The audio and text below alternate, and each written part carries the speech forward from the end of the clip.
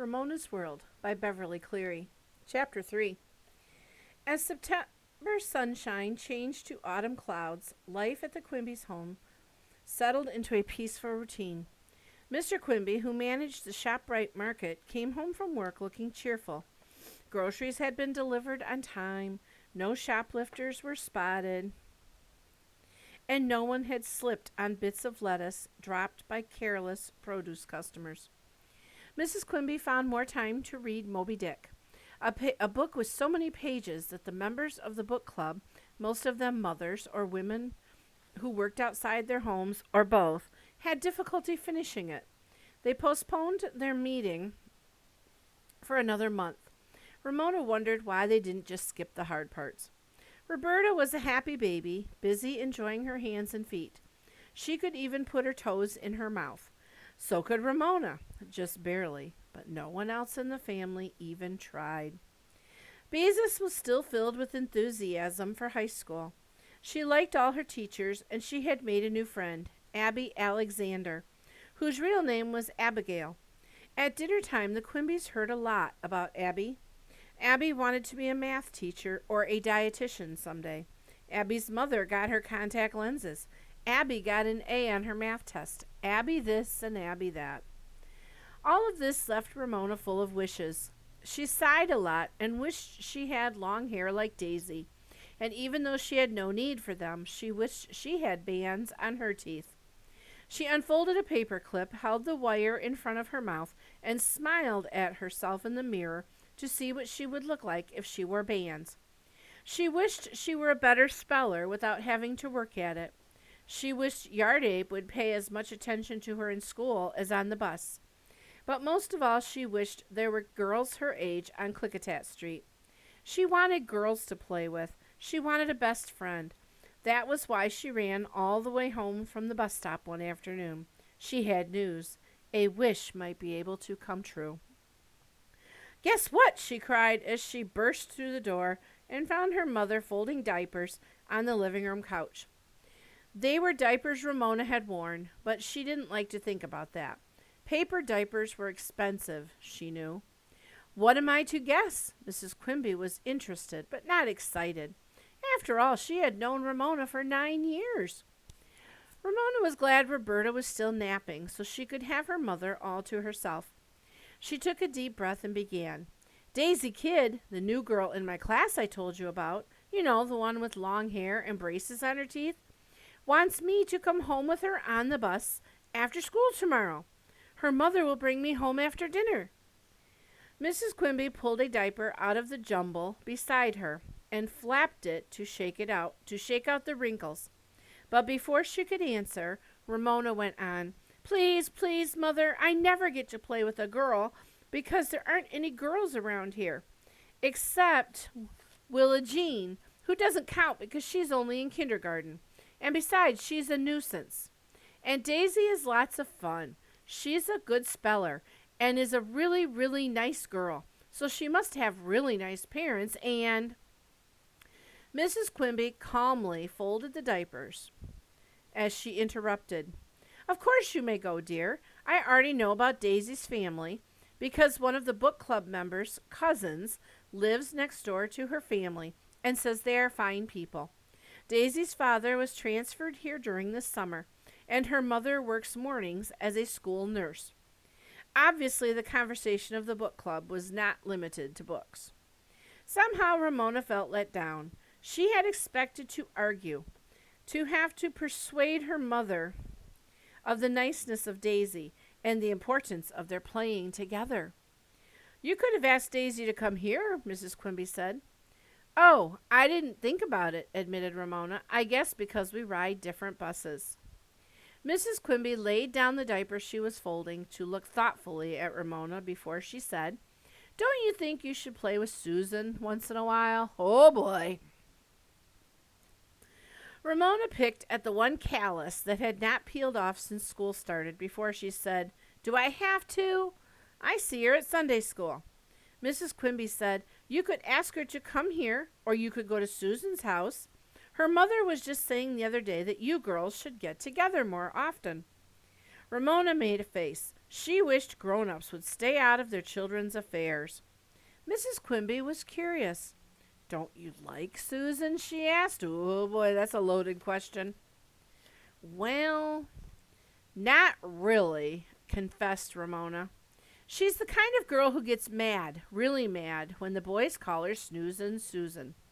When the boys call you a name, you are just supposed to get a little bit mad and not go telling the teacher." Ramona found her reason for disliking Susan difficult to explain. "And I don't like to go to her house because, well, it is too clean, I guess." Mrs. Quimby looked surprised. "You can't say that about our house." Ramona was loyal to her house. "Our house isn't dirty," she said. "There are magazines and things on the coffee table, but everything isn't all nicey nice and just so.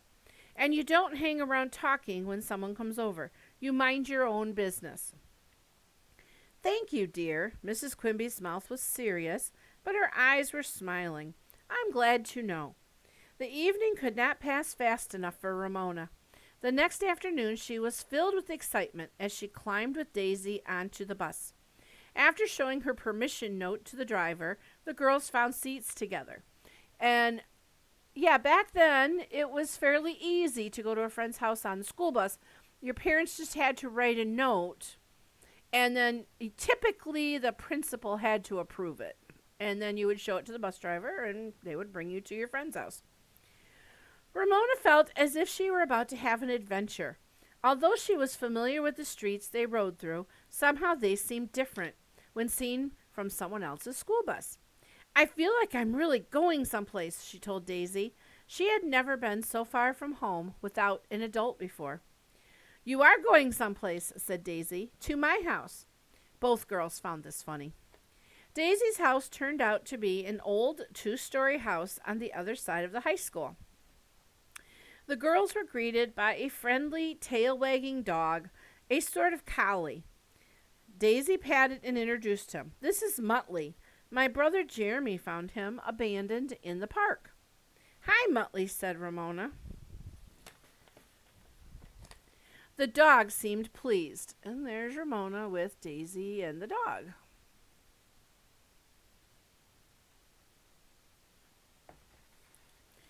Daisy's house had a pleasant fragrance, something like cookies, and was comfortably untidy. So it sounds like kind of Ramona's house. There were still packing boxes in the corner of the living room, and a vacuum cleaner and its attachments lay nearby. A cat dozed in a patch of sunlight and opened one eye to look at Ramona. Daisy's mother, who was plump, looked younger than her hair, which was gray, long, and held back with a clasp. "Welcome, Ramona," she said as she looked up from a box filled with dishes, crumpled newspaper, and bubble wrap. "What nice shoes you're wearing." Ramona looked down at her shoes, surprised by their niceness.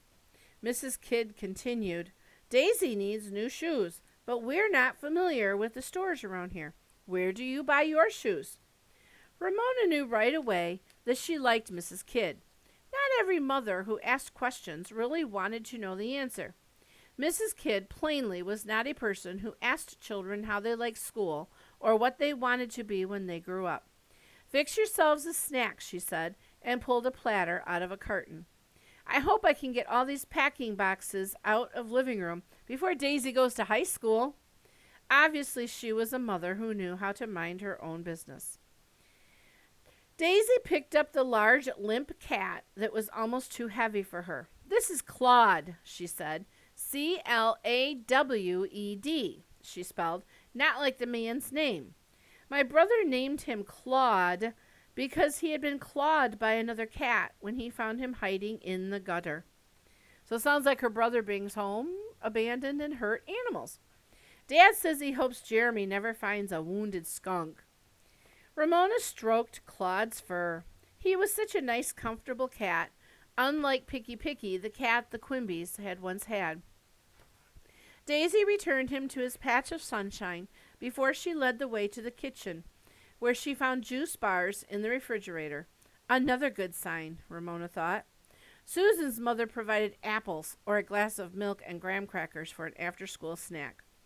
While the girls were busy licking their juice bars, Daisy's brother came in the back door, dropped his book bag on the floor, and said, "Hi, Fence Face," to Daisy as he opened the refrigerator. "And you must be the Ramona we've heard too much about." He began to throw together a sandwich. "That's my brother Jeremy. He thinks he's a genius because he's in high school. Oh, I wonder if he'll know Beezus." "Jeremy," corrected the brother to Ramona, and added tinsel teeth to his sister. With that, he took his sloppy sandwich and a dill pickle into the living room, where he turned on the television to the sports channel. Daisy made a face. "I wanted to watch Big Hospital. That's my favorite program." "Mine too," said Ramona. Sharing a favorite made her feel closer to Daisy.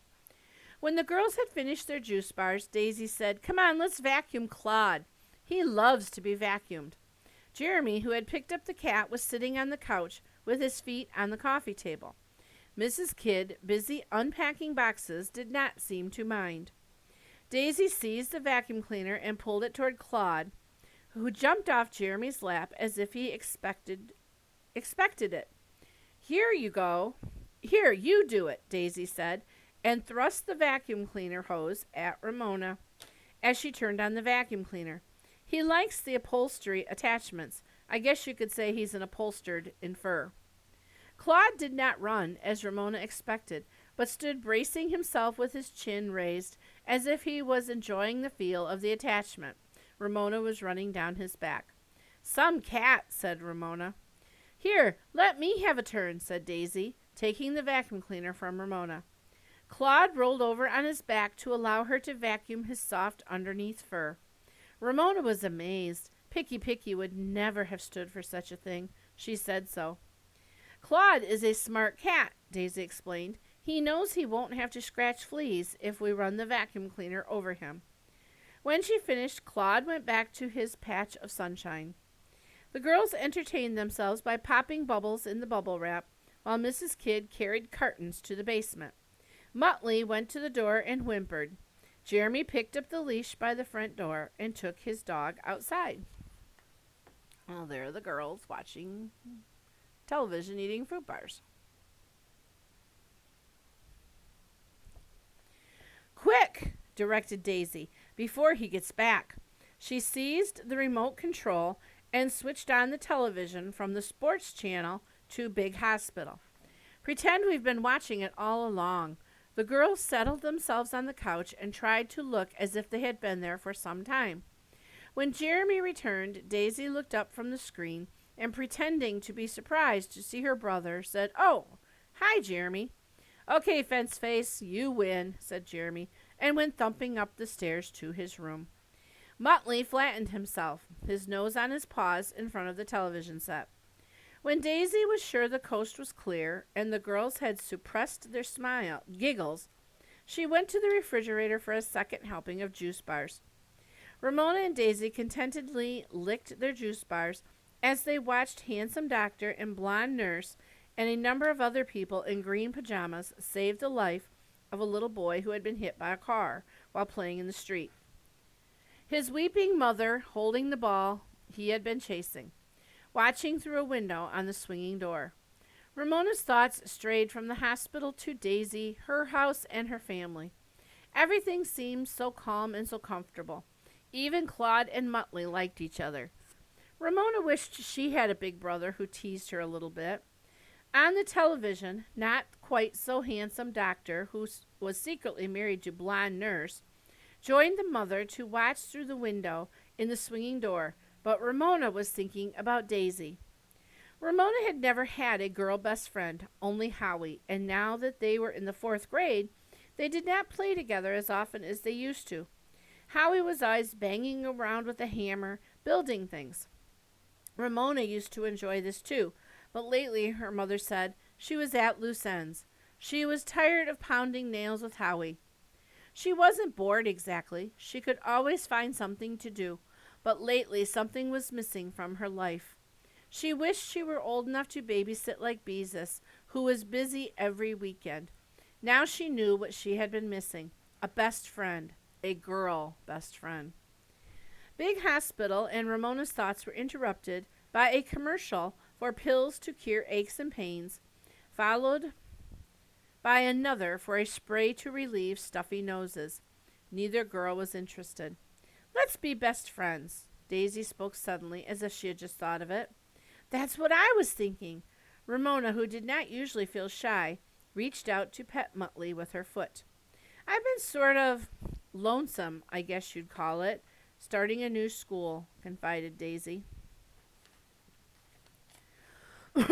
I've always wanted a best friend, Ramona admitted. My neighborhood is mostly boys. They're okay, but, well, you know. I know, agreed Daisy. Boys can be pretty awful, like Danny on the playground.